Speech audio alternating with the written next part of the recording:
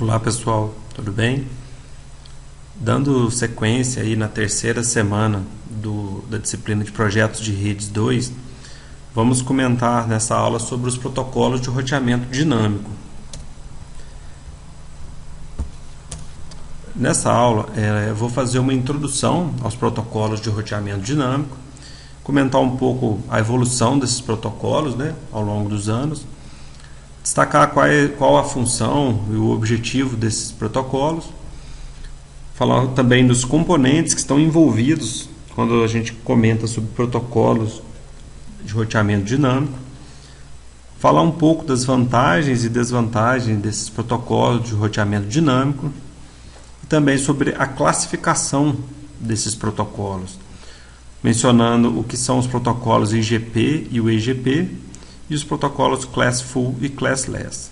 E por fim nós comentamos um pouco sobre as métricas que são utilizadas por esses protocolos de roteamento dinâmico. Tem uma boa aula. Fazendo uma introdução aos protocolos de roteamento dinâmico, vamos relembrar como é realizada a configuração de rotas de forma estática. Nesse modelo de configuração estático, o administrador da rede deve informar as rotas para todas as redes que são conhecidas. O que isso implica?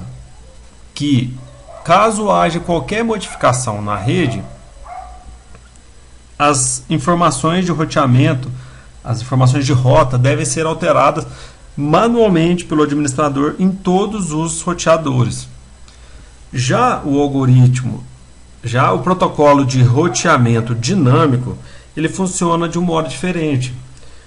Esse protocolo ele consegue, através de alguns mecanismos que nós vamos falar mais adiante, adquirir informações da rede de modo automático. Ou seja, após algumas configurações do protocolo e das interfaces dos roteadores, haverão trocas de mensagens que possibilitarão ao próprio roteador conhecer as rotas para as redes que estão conectadas ali. Então, o primeiro papel é aprendizado de rotas. A segunda pergunta que eu vou fazer para vocês é: outra questão que nós devemos nos atentar é quando utilizar um protocolo dinâmico. Eu coloquei aqui para vocês um exemplo que é bem similar ao exercício que eu deixei na semana passada. E o que nós podemos ver através desse exemplo que está aqui? Eu coloquei um computador aqui nesta rede daqui, simbolizando uma rede referente a esse roteador aqui.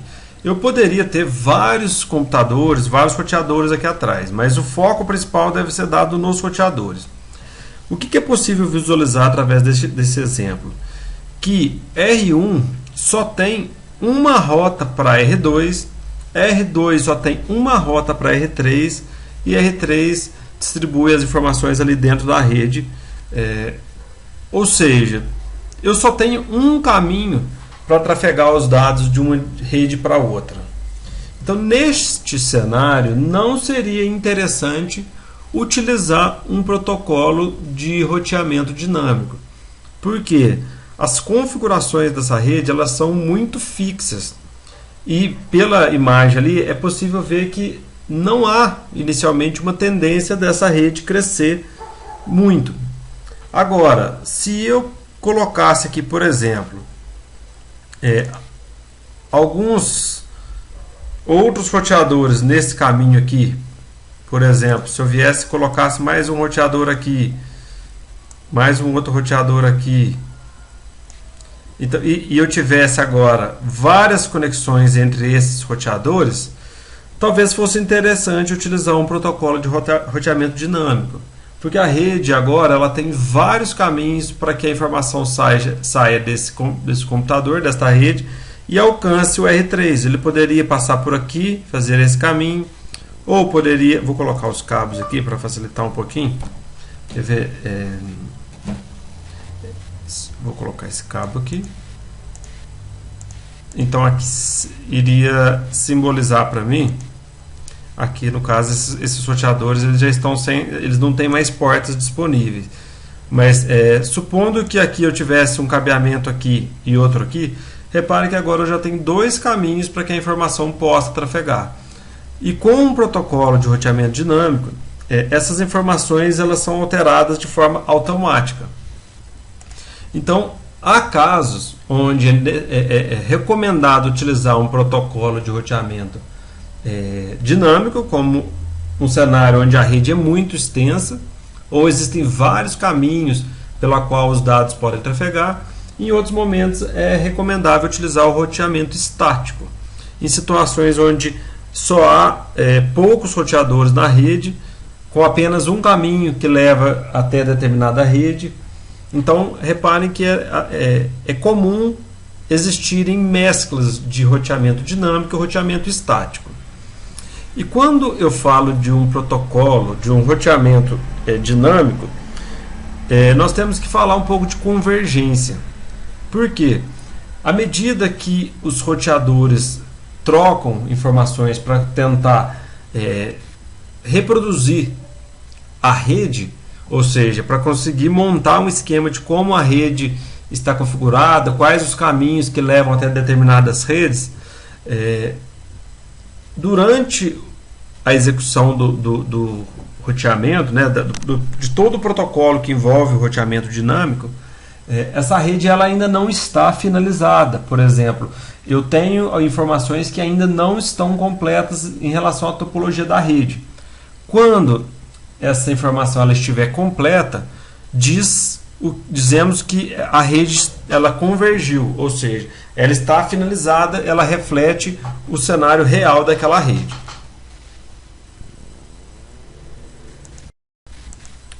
Falando um pouco agora da evolução dos protocolos de roteamento, nós temos aqui a informação de que esses protocolos eles são utilizados desde o início das redes de computadores, lá no final da década de 1980.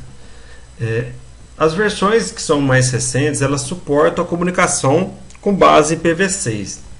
E eu exibo aqui uma tabela que listam os protocolos de rede de roteamento dinâmico que são comumente utilizados. O que nós podemos ver aqui nessa tabela?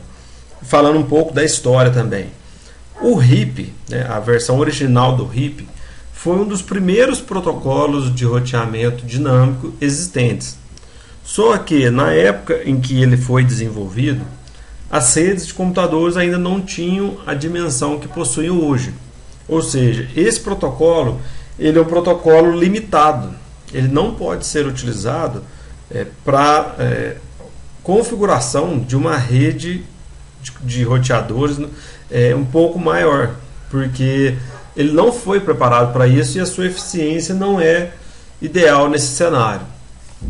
Então, o que aconteceu? Um novo protocolo, uma versão 2 desse RIP, foi desenvolvida. Só que mesmo com essa versão 2, embora ela seja melhorada, ela ainda não suporta a sua utilização em redes de grande porte.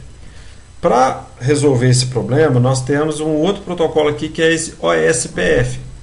Ele é um protocolo, nós vamos falar um pouco dele mais para frente, muito mais elaborado. Ele consegue trazer para o roteador uma informação mais real daquela rede de computadores, de roteadores no caso. Então ele é um protocolo mais elaborado. Agora, os protocolos BGP, ou protocolo BGP, ele é utilizado normalmente entre grandes redes, por exemplo, para interconectar um provedor de internet a um outro provedor, ou até um backbone central, uma área que tem maior concentração de roteadores. A eficiência dele para ser utilizado em ambientes um pouco mais complexos. E nós temos outros dois protocolos, que é o EIGRP e o ISS, que também são utilizados em redes que a gente chama de redes autônomas, sistemas autônomos. E eu falo um pouquinho mais daqui a pouquinho sobre esse tipo de redes, sistemas autônomos, esse protocolo de gateway interior e o protocolo de gateway exterior.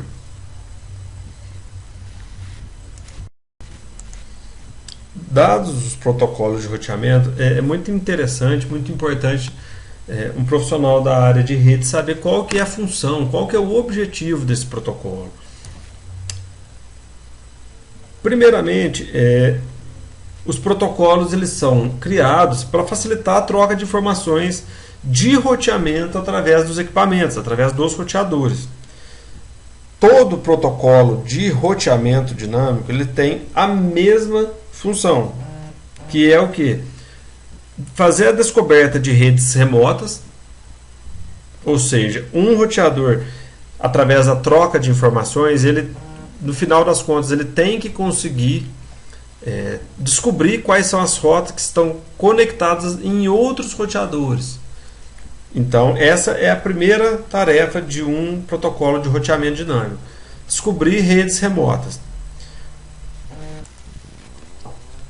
Outro papel importante do protocolo de roteamento é realizar a manutenção de informações de roteamento.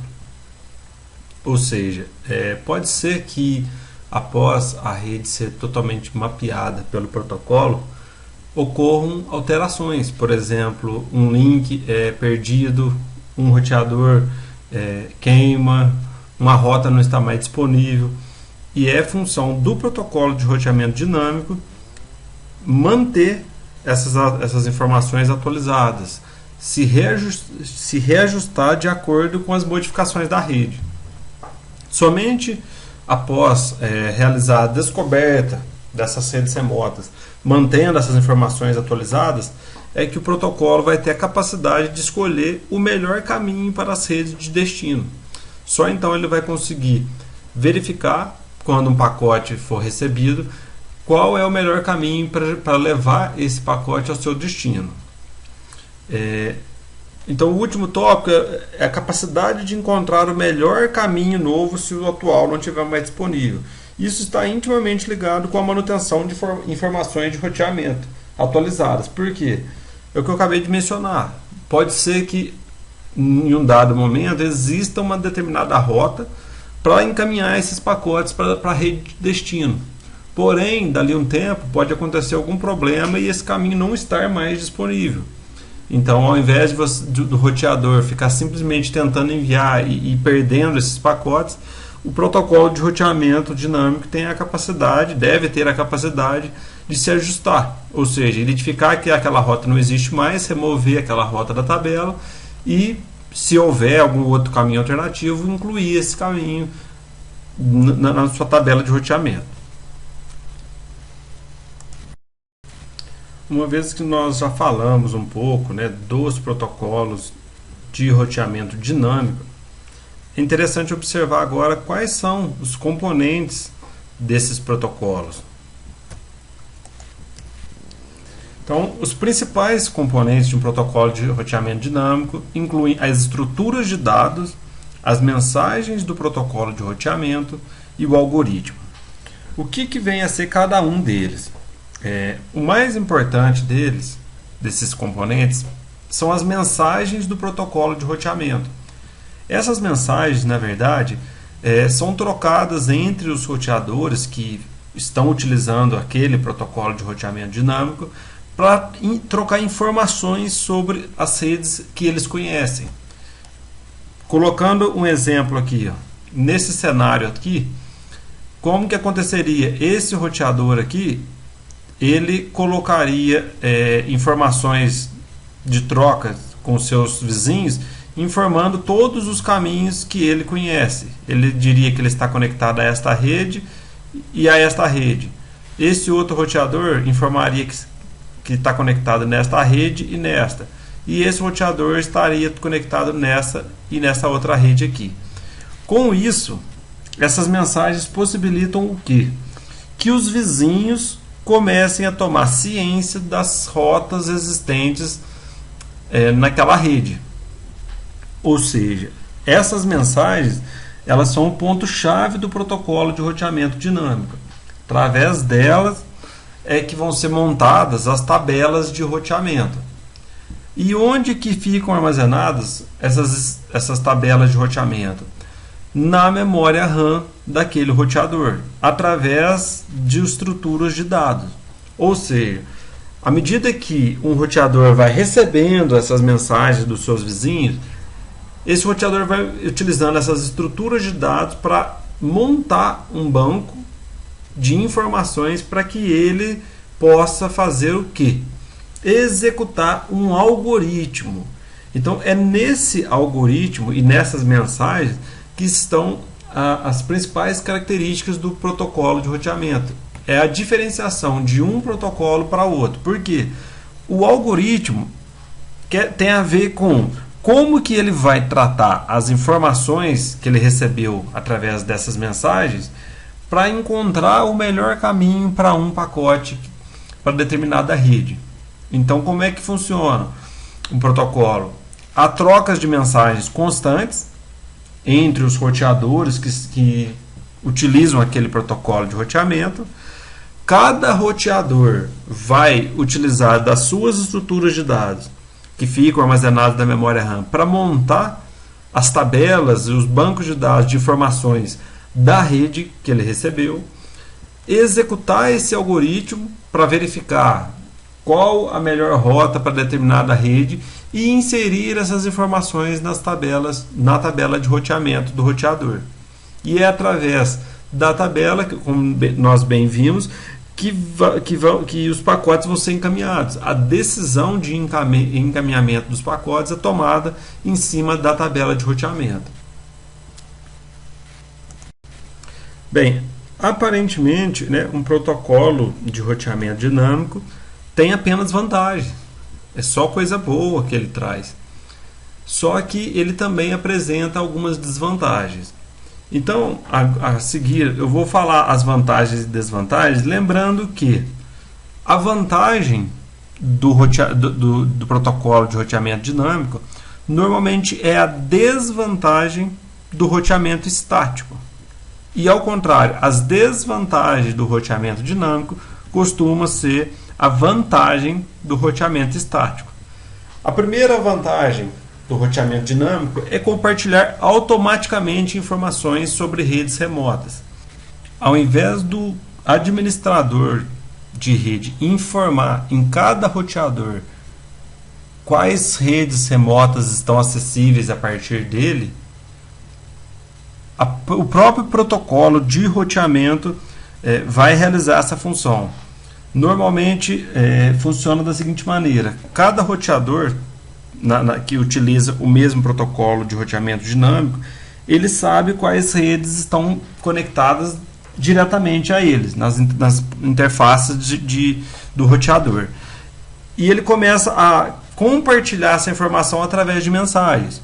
Um exemplo, um roteador A, que está conectado em um roteador B, e esse B é conectado a C, e C está conectado a D, cada um deles sabe que está conectado a uma rede. A sabe que está conectado a B. B sabe que está conectado a C. C sabe que está conectado a D. Então, o que vai acontecer? A partir das trocas de mensagens, o roteador D vai informar ao roteador C: eu estou conectado aqui na rede E, por exemplo. O roteador C vai informar para B: eu estou conectado num roteador D, e esse D diz que está conectado numa rede E. C vai propagar essa mensagem para B, falando: B, existe um roteador C aqui que diz que consegue chegar até o roteador D, e esse D consegue chegar ao roteador E. E finalmente o B vai propagar essa mensagem para A, informando que A é capaz de alcançar B, B é capaz de alcançar C, C é capaz de alcançar D. Então, dessa maneira, o protocolo de roteamento dinâmico vai compartilhando as informações sobre as redes remotas.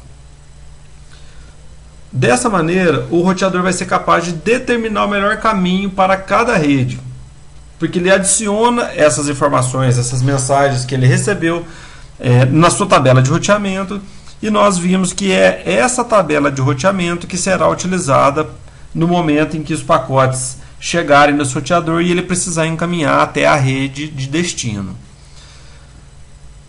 Em comparação com o roteamento estático, os protocolos de roteamento dinâmico exigem menos sobrecarga administrativa.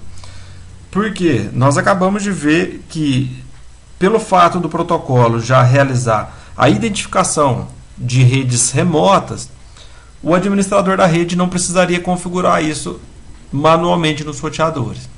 Outro ponto importante é que, caso uma rota deixe de funcionar ou um equipamento no meio do caminho deixe de funcionar, a própria rede, através do protocolo de roteamento dinâmico, é capaz de se reajustar e definir, por exemplo, se houver um caminho alternativo para os pacotes para determinada rede. Então, o protocolo de roteamento dinâmico ele ajuda o administrador a gerenciar essa rede, evitando ter que colocar somente rotas estáticas, definir rotas estáticas nos equipamentos. E algumas desvantagens do roteamento dinâmico se refere à utilização de recursos do roteador. Os recursos mais importantes, CPU, memória RAM e largura de banda do link de rede, são os recursos que esses algoritmos, que esses protocolos de roteamento dinâmico utilizam. Por quê? Para que sejam realizadas trocas de mensagens entre os roteadores, consequentemente vai ser aumentado, vai ser incrementado o fluxo de mensagens dentro daquela rede. Então, para que as redes remotas sejam conhecidas por aquele roteador, várias mensagens trafegam. Isso consome a banda daquela rede. As mensagens que chegam, elas são armazenadas na memória RAM, até que elas sejam processadas pela CPU. Isso também faz com que a velocidade daquele roteador seja um pouco degradada, porque está consumindo recursos dele. Lembrando que quanto maior a rede, maior o consumo de recursos, porque a troca de mensagens vai ser um tanto quanto maior, o número de mensagens que chega até um roteador para que ele tenha que processar é muito maior. Então, em alguns casos, o roteamento estático pode ser mais interessante. Se você tiver uma rede onde não há intenção de adição de novos roteadores, essa rede não vai incrementar muito, ela não vai crescer muito, é preferível, em alguns casos, definir o roteamento de forma estática, devido à economia de recursos do roteador. Os protocolos, eles possuem alguma classificação. Vamos ver quais são essas classificações. Então, os protocolos de roteamento dinâmico, eles são divididos em IGPs, ou seja, protocolos internos de gateway, e protocolos EGPs, protocolos externos de gateway. Nessa primeira categoria aqui, qual que é a grande diferença? E nós vamos falar um pouco mais detalhado daqui a pouco. Alguns protocolos são feitos para funcionar dentro dos sistemas autônomos, e eu falo um pouquinho mais daqui a pouco.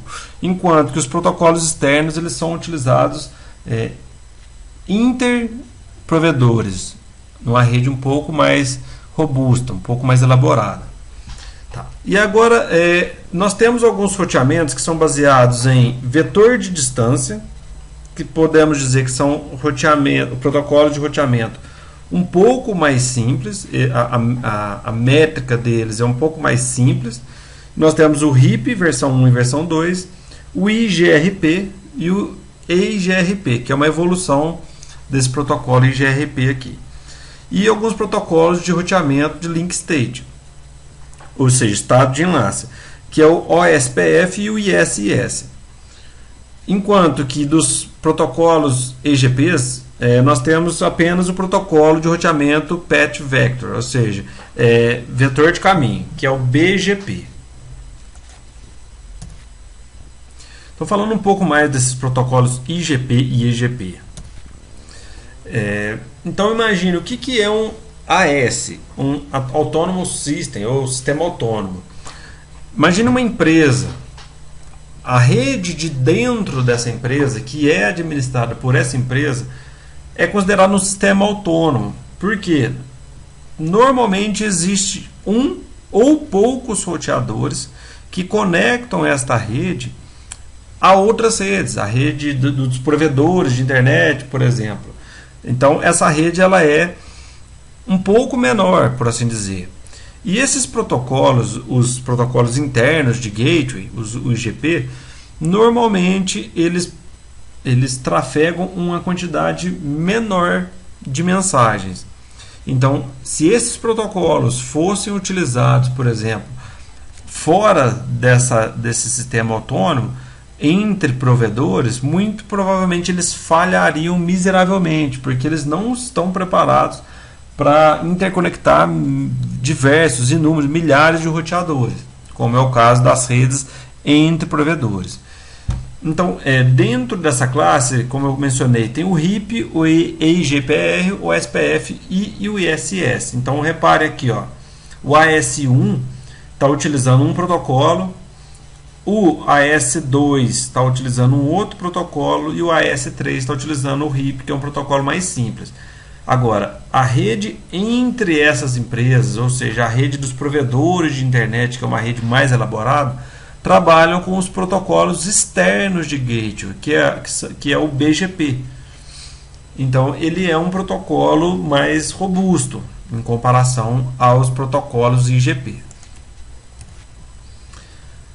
Falando dos protocolos Classful e Classless, o que é isso?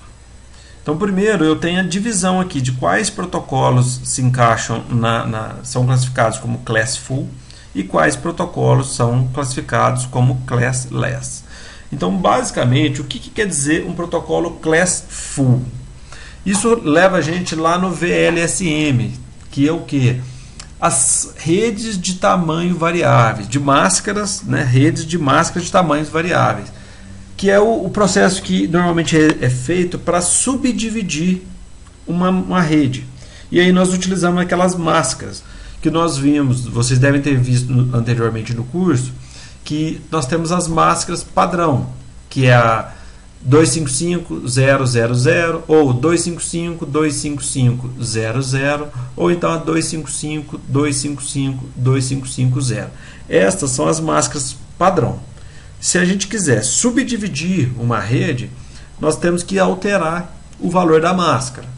Só que os protocolos Classful, eles não suportam essa divisão e nem tampouco a técnica que faz a concatenação de redes, a simplificação de redes, que você utiliza para simplificar a tabela de roteamento. Então, não é possível utilizar, por exemplo, nem com o RIP e nem com o IGRP, redes que utilizaram máscara de tamanho variável. Porque as mensagens que são trocadas entre os roteadores não enviam a informação de máscara de rede, só envia a informação de endereçamento. Já os protocolos Classless, eles suportam o VLSM, ou seja, você tem a capacidade de utilizar redes que foram dimensionadas, que foram divididas com esses protocolos. Então, essa é a divisão entre Classful e Classless. E no último tópico, vamos falar um pouco das métricas. As métricas, elas são valores, né, mensuráveis que são atribuídos pelo protocolo de roteamento a rotas diferentes com base na utilidade da rota. Ou seja, a métrica é usada para determinar qual que é o custo daquele caminho, da origem até o destino. Os protocolos de roteamento eles determinam o melhor caminho com base na rota com o menor custo. Ou seja, se eu tiver aqui nesse exemplo, olha, uma rota que tenha uma métrica menor do que uma outra rota, o protocolo de roteamento dinâmico vai encaminhar os dados através da rota com menor métrica, com a métrica mais barata, por assim dizer. Lembrando que não podemos confundir distância administrativa com métrica. A distância administrativa tem a ver com quão confiável um protocolo consegue desenhar aquela rede e construir a sua tabela de roteamento. Se eu estivesse comparando o RIP com o SPF, por exemplo, o SPF ele tem uma distância administrativa menor. Lembrando que o roteador utiliza a distância administrativa menor porque ele considera mais barato enviar informações por aquela distância. Só que o RIP, por exemplo, utiliza como métrica o número de saltos. Então, um exemplo, se o número de saltos de um roteador daqui até aqui, por exemplo, para chegar do R1 até o R3, nós estivermos utilizando o RIP, essa métrica ela é menos confiável do que a métrica do SPF. Por quê? Eu poderia ter aqui, utilizando o protocolo RIP, nessa parte de cima, por exemplo, aqui eu poderia estar utilizando o RIP, aqui também o RIP e aqui também. E aqui nesse mesmo roteador eu poderia ter também o OSPF e o OSPF aqui embaixo. E nesse roteador também. O que poderia acontecer nesse cenário aqui? O RIP não leva em conta a banda daquela rede, daquela rota. Ou seja, eu poderia ter, por exemplo, aqui uma rota muito mais rápida aqui por baixo e por algum motivo o roteador considerar que a melhor rota a enviar um pacote fosse a rota de cima, porque ele utiliza 2 protocolos de roteamento. Por outro lado, se toda a rede utilizasse o mesmo protocolo aqui, OSPF, e eu soubesse que nesse link aqui, por exemplo, eu tenho um link de 1 GB, enquanto que aqui esse 1 GB considera que é todo esse caminho aqui, tá? E aqui de baixo, deixa eu tirar isso daqui. E ali de baixo eu estivesse utilizando um link de 1 MB, como toda a rede está utilizando o protocolo SPF e o SPF utiliza como métrica a velocidade da rede, né, a abertura do enlace, a velocidade do enlace, muito provavelmente os pacotes seriam não mais enviados por esse caminho, e sim pelo caminho que é o de maior banda passante. Então, acabou que o SPF ele tem uma capacidade melhor, porque a métrica utilizada por ele é melhor do que a do RIP.